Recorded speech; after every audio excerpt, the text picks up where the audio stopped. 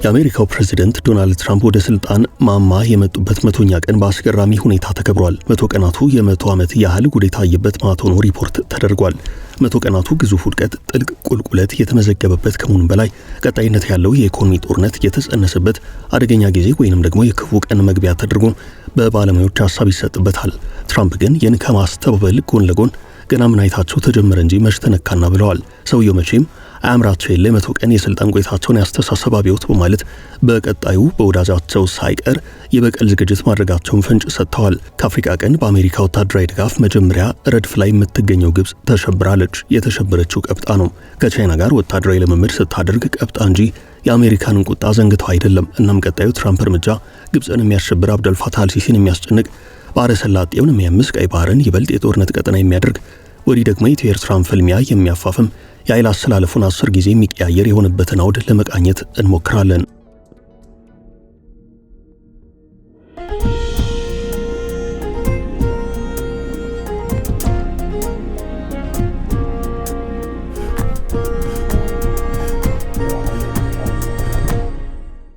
ዶናልድ ትራምፕ 47ኛው የአሜሪካው ፕሬዝዳንት ሆነው ወደ ስልጣን ማማ ሲወጡ በሎስ አንጀለስ ሰደድ እሳት ታጅበው ነበርም። የፈጣሪ ቁጣ የታየበት የተባለው የአንድ ጎርፍ እንደ ማዕበልም የነበረው እሳት የዝነኞች መኖሪያ የሃሊውድ መገኛ የሆነችው ሎስ አንጀለስ ወደ አመድነት ሲቀይራት ትራምፕ ታሪካዊ በዓለ ሲመት ላይ ድግስ አተኩረው በዚያ ተጠምደው ነበርም።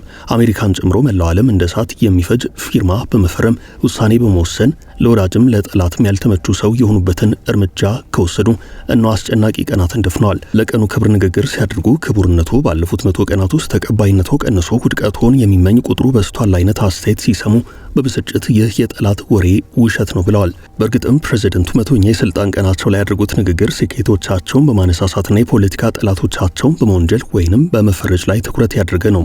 ጤና አልባ የተባለው የስልጣን ቆይታቸው የኪሳራና የውድቀት ተብሎ ሲተች፣ እርሳቸው ከዚህ በተቃራኒው የጤና አስተሳሰብ አብዮት ሲሉ በመጥራት ስኬታቸውን በማወደስ ጥልቅ ውድቀት ያሏቸውን ጥልቅ ለውጥ አምጥቻለሁ ብለዋል። በሚችገን ለተሰበሰበው ደጋፊያቸው በፕሬዝዳንትነት ስልጣናቸው ተጠቅመው ጥልቅ ለውጥ ያደርጉ መሆኑን ተናግረዋል። ሪፐብሊካኑ ትራምፕ በቀድሞ ዲሞክራቲክ ፓርቲ እጩ ፕሬዝዳንት ጆ ባይደን ላይ ተሳልቀዋል። በዩናይትድ ስቴትስ ፌዴራል ሪዘርቭ ሊቀመንበር አዲስ ትችት በማነጣጠር ተናግረዋል። ተቀባይነታቸው ያሽቆለቆለ መምጣቱን የሚያሳዩ ሪፖርቶች ውድቅ በማድረግ ሲዝቱ ተሰምተዋል። ትራምፕ እስካሁን ያሉትን ጉዳይ 1-2 ብለው ለመጥቀስ ሞክረዋል። ለምሳሌ በህገወጥ መንገድ ወደ አሜሪካ በሚገቡ ስደተኞች ላይ የወሰዱትን እርምጃ ወድሰዋል። በሰራነው ስራ ውጤት አምጥተናል፣ የስደተኞች እንደ ጎርፍ መግባት ቀንሷል፣ ከፍተኛ ቅናሽ አሳይቷል ሲሉ ደጋፊዎቻቸው ልብ አድርጎልኝ ብለዋል። ነገር ግን የእርምጃቸውን ቢሆን ከተናገሩት አንጻር ሲታይ ብዙ ወደ ኋላ የቀረ ነው። ነገር ግን የእርምጃቸውን ቢሆን እርሳቸው እንደተናገሩለት አወዳሽ ያበዛላቸው አይደለም። ትራምፕ ማስተባበል ያልቻሉት ውድቀት ነው። ኢኮኖሚው ዓለም አቀፍ የንግድ ልውውጥን ስለሚያደርግ የፖለቲካ ተጋላጭነት እንዳለው አልሸሸጉም። ይህ መሆኑ እንዲህ ሲሉ ዝተዋል። ገና ጀምረናል፣ እስካሁን ምንም አላያችሁም ሲሉ የባህር ዳርቻ ከተማ በሆነችው ዴትሮይት ለተሰበሰበው ህዝብ አስረድተዋል። ገና ጀምረናል፣ ገና ምን አይታችሁ፣ ያልተነካ ብዙ ነገር አለ ያሉበት አውድ አስገርሟል። ከብዙ አቅጣጫ የሚታይ ዋና ጉዳይ ነው። በአንድ በኩል ፕሬዝዳንቱ እንዲህ ያሉት ይበልጥ ለማበላሸት ዝግጅት ማድረጋቸውን የሚያሳይ ነው የሚል አስተያየት ይደመጣል። በሌላ በኩል ፕሬዝዳንቱ ሽንፈታቸውን፣ ውድቀታቸውን በአነቃቂ ንግግርና በፉከራ ለማድበስበስ ሞክረዋል የሚል አስተያየት ይደመጣል። ከዚህ ባሻገር ትራምፕ በ100 ቀናት ውስጥ ዓለምን እንዲህ ካመሷት በቀጣይ ምን ያሳዩን ይሆናስ ብሏል። ትራምፕ ያስተባበሉት የህዝብ ድምፅ። ትራምፕ አሜሪካ ትቅደም ብለው ቢነሱም በተግባር ያልተገኙ አሜሪካንንም ቁልቁለት የነዷት ብቸኛው ፕሬዝዳንት ናቸው ተብሏል። በድጋፉ ሰልፍ ላይ ትራምፕ የናቅ መሸፋፈን አቅቷቸው ሲበሳጩ ታይተዋል። ተቀባይነታቸው መቀነሱን የሚያሳዩ የህዝብ አስተያየት መስጫዎች ውሸት ናቸው ቢሉም የሚሰማቸው ታጥቷል። በአሜሪካ ፕሬዝዳንታዊ ምርጫ ታሪክ የህዝብ ድምፅና አስተያየት የመሰብሰብ ልማድ አለም። ከህዝብ የተሰበሰበው ድምፅ እንደሚያሳየው ከሁለተኛው የዓለም ጦርነት በኋላ ትራምፕ ከ100 ቀናት የስልጣን ቆይታ በኋላ ከግማሽ በታች የህዝብ ድጋፍ ያገኙና 44% ተቀባይነት ያላቸው ብቸኛ ፕሬዝዳንት ሆነዋል። በሌላ በኩል ተቀናቃኙ ዴሞክራት ፓርቲ ትግላቸውን ቀጥለዋል። ዴሞክራቲክ ብሔራዊ ፓርቲ ዲኤንሲ የትራምፕ የመጀመሪያዎቹ 100 ቀናት ትልቅ ውድቀት ናቸው ሲል በማስረጃ ተችቷል። ትራምፕ በመቶ ቀናት የሥራ ቆይታቸው የእንቁላል ዋጋ 87 በመቶ ቀንሷል። ስልጣን ከያዙ በኋላ የዋጋ ግሽበት፣ የኤነርጂ ዋጋና የሞርጌጅ ዋጋ ቅናሽ አሳይቷል ቢሉም ተከታዩን የውድቀት ሪፖርት ማስተባበል አቅቷቸዋል። በመቶ ቀናት ቆይታቸው ስራ አጥነት ጨምሯል። የአክሲዮን ገበያው በታሪፍ ትርምስ ወድቋል። ዋይት ሃውስ በትራምፕ የስልጣን ዘመን ወደ 65700 የሚጠጉ ስደተኞች ከሀገራቸው እንደተባረሩ ቢያሳውቅም የአሜሪካ ባለስልጣናት ከ270 ሺህ በላይ ህገወጥ ስደተኞችን ካባረሩበት ካለፈው የበጀት ዓመት ጋር ሲነጻጸር እርምጃው ገና ብዙ የሚቀረው ነው ተብሏል። ይህን ተከትሎ ትራምፕ ሁለተኛ የሥራ ዘመን 100 ቀን የስልጣን ቆይታቸው ባዶ ሆኖ የታያቸው ይመስላል። የምርጫ ዘመቻ በመሰለ ንግግር ስኬቶቻቸውን ሲያወድሱ፣ ጠላቶቻቸውን ሲወቅሱ ነው የታዩት። በተለይም የትራምፕ ተቀናቃኝ ዴሞክራቲክ ፓርቲ የ100 ቀናት አፈጻጸማቸውን ግዙፍ ውድቀት ሲል መግለጹ ተቃውሞ አፍርቷል። ትራምፕ ኑሮ የበለጠ እንዲወደድ በማድረግ ተጠያቂ ናቸው። ጡረታ ለመውጣት አሁን ከባድ ነው። የትራምፕ የምጣኔ ሀብት ውድቀት በራችን ላይ ነው ማለቱ በአብዛኛው አሜሪካውያን ዘንድ ተቀባይነት አግኝቷል። ትራምፕ ግን ምንጊዜም የማይረሷቸው ጆ ባይደንን በቅልጥፍናቸውና በሰውነት ቅርጻቸው በመወረፍ ባይደን ያሸነፉትን የ2020 ምርጫ እውነተኛ አሸናፊ እኔ ነኝ በማለት ያለ አውዱ ተናግረዋል።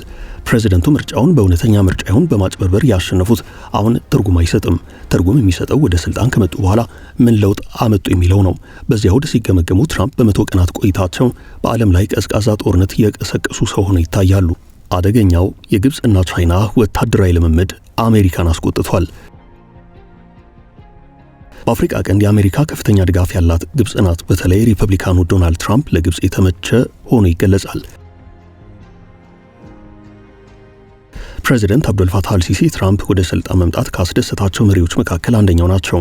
ነገር ግን በፖለቲካ ቋሚ ጠላትና ቋሚ ወዳጅ ስለሌለ ነገሮች ባልተጠበቀ ሁናቴ ተገለባብጠዋል። ነገሩ እንዲህ ነው። ግብፅና ቻይና በአይነቱ ልዩ የተባለ የመጀመሪያውን የጋራ ወታደራዊ ልምምድ በእስራኤል ድንበር አቅራቢያ ይጀምራሉ። ኤግልስ ኦፍ ሲቪላይዜሽን 2025 የሚል ስያሜ የተሰጠው ይህ ወታደራዊ ልምምድ የተጀመረው ከስዌዝ ካናል ባህረ ሰላጤ በስተምዕራብ በሚገኘው ባዲያቡሪሽ አየር ማረፊያ ነው። ባለብዙ ሚና ተዋጊ አውሮፕላኖች የተሳተፉበት ልምምድ ሆኖ ተመዝግቧል። ወታደራዊ ልምምዱ እስከ ግንቦት ወር አጋማሽ ድረስ እንደሚቀጥል መረጃዎች አመላክተዋል።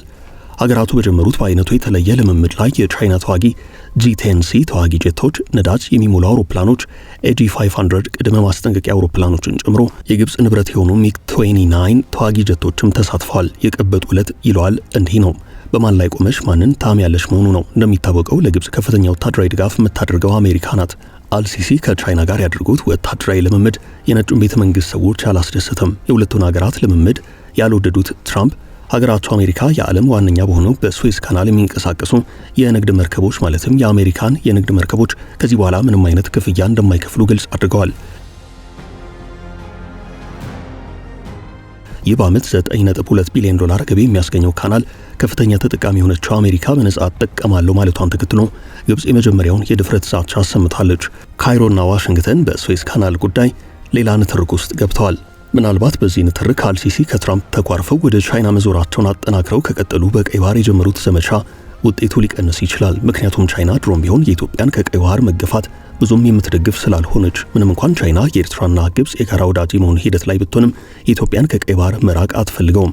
ዛሬ ካልተቀየረ በሰላማዊ መንገድ ኢትዮጵያ በቀይ ባህር ላይ መንቀሳቀስ የምትችልበት እድል እንዲፈጠር ቤጂንግ ፍላጎት አላት። ቤጂንግ ደግሞ የካይሮም የአስመራም የአዲስ አበባም ወዳጅ እንደሆነች ይታወቃል። ስለዚህ ቀይ ባህር ፍልሚያ በእነዚህ ሀገራት አሰላለፍ ይወሰናል። ግብፅ ከነባር ወዳጇ አሜሪካ ይልቅ አዲሲቷን ቻይና ጠበቅ አድርጋ ከያዘች የኃይል አሰላለፍ ይቀየራል ማለት ነው። ግን ይህ በቀላሉ እውን የሚሆን አይደለም።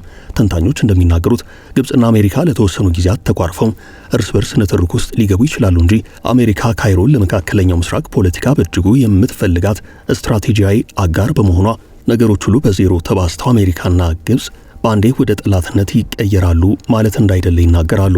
ቻይናና ግብፅ ወታደራዊ ልምምድ በጋራ ቢያከናውኑም ግብፅ አሜሪካንን ከድታለች ብሎ መደምደም እንደማይቻል ነው የሚነገረው። የሀገሪቱ ማለትም የግብፅ መከላከያ ሚኒስትር ሰጥቶት በነበረው መግለጫ የሁለቱን ሀገራት የውጊያ ስልቶች ልምድ ለመለዋወጥና ግንኙነትን ለማሳደግ ይህ ልምምድ ጠቃሚ ነው ብሏል። የቻይና ብሔራዊ መከላከያ በበኩሉ ጉዳዩን አስምሮበታል። የጋራ መተማመንን፣ መረዳዳትን፣ መደጋገፍን ለማጎልበት ትልቅ ጥቅም አለው ብሏል። ይህን ተከትሎ ከእስራኤል ድንበር አቅራቢያ የሰፈረው የግብፅ ወታደር ቁጥር እየጨመረ ነው። በዚህ ስጋት የገባት ቴል አቪቭ ከካይሮ ጋር ፍጥጫ ውስጥ ገብታለች። በጋዛ መካከል ያለው የራፋ ማቋረጫ ኮሪደር የግብጽ ጡንቻ መፍርጥም ያልተዋጠላት እስራኤል ከቻይና ጋር ያደረገችው ልምምድ አስግቷታል። በግብጽና እስራኤል መካከል ያለውን የሰላም ስምምነት የሚጥስ ልምምድ ስትል ተቃውማለች። እስራኤል እንዲህ ተቃወመች ማለት አሜሪካ እንደተቃወመችና ደስ እንዳልተሰኘች የሚቆጠር ነው። ምክንያቱም አሜሪካና እስራኤል የአንድ ሳንቲም ሁለት ገጽታ ስለሆኑ። በአጠቃላይ ሲታይ የትራምፕ የ100 ቀናት የስልጣን ቆይታ ከአሜሪካ ግዛት ተሻግሮ በመላው ዓለም የንግድ ጦርነት፣ ትርምስ፣ የጂኦፖለቲካ የኃይል አሰላለፍ ለውጥ እያስከተለ ስለመሆኑ ተንታኞች ይናገራሉ።